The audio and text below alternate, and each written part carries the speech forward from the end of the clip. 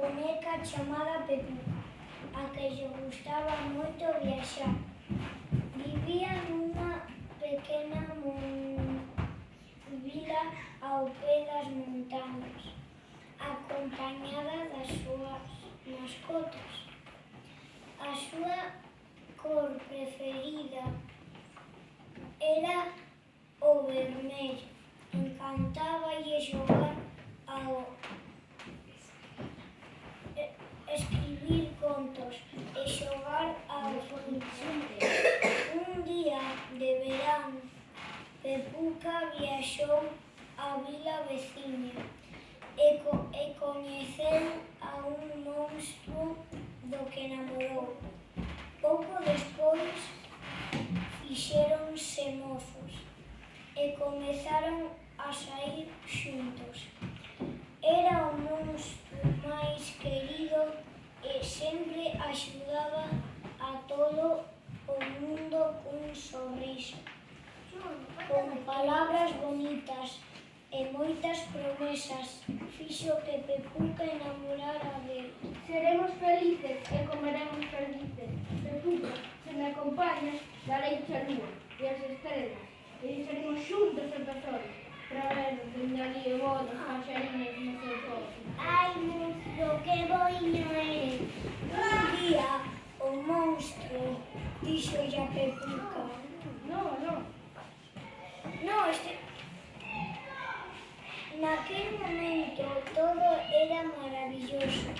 Pepuca estaba tan enamorada del que vía a un monstro guapo, bo e de gran corazón. Pero pronto o monstro comezou a cambiar.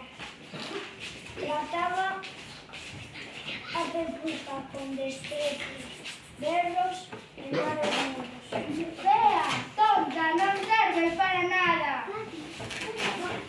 Cada vez que lle trataba mal, o monstro Pepuca facíase máis e máis pequeno. Seguro que fixen algo mal, debería pedirle perdón ao monstro.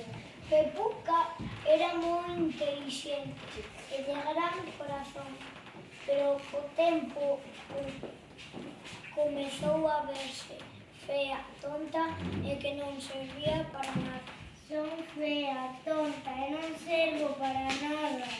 O monstro era malvado, mentiroso e egoísta, e tiña o corazón negro, porque non sabía querer a ninguén, nin a sí mesmo. Para o resto da vila, o monstro seguía sendo o máis simpático e o máis bo e divertido. Hola, veciño, que tal? Como vai? Un día o monstro dixolle a Pepuca: Se cambias o pelo de cor e vistes cun vestido rosa de última moda e te pons tacóns, querereite máis. E Pepuca fixo porque facía todo o que aquel malvado monstro lle pedía, aínda que a ela non lle gustase. Non podo estar máis cas túas mascotas, só comigo.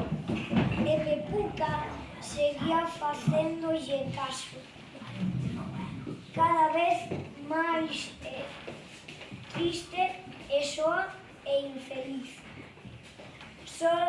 Só para que o monstro non se enfadara máis e máis. Houbo un terrible día no que o monstro quitoulle o que máis quería, o seu sorriso. Crece sorriso, agora meu. Non, por favor. E Pepuca quedou sen sorriso. Escondeuno lonxe tras as montañas, dentro dunha cova, e nunca tivera un sorriso e quería unha por primeira vez. Levouse é o día máis triste da miña vida. E o corazón de Pepuca rompeuse en mil anacos. Levouse o meu sorriso, levouse o meu sorriso. Pepuca denunciara o roubo, pero non a creron. Imposible que te robaron o teu sorriso. E Pepuca marchou todavía máis triste. Pero a boneca non estaba soa. Estaban as súas mascotas que si creron nela. Non te preocupes, Pepuca, nos axudaremoste. Juspi, unha das mascotas, tiña un espello máxico co que podía mostrarlle a Pepuca a auténtica imaxe do monstro feo e malvado. Basta, quero recuperar o meu sorriso. Así que coa axuda das súas mascotas comezou a longa viaxe cara as montañas. Polo camiño atopáronse con Mati, unha mascota cun bolso amarelo máxico.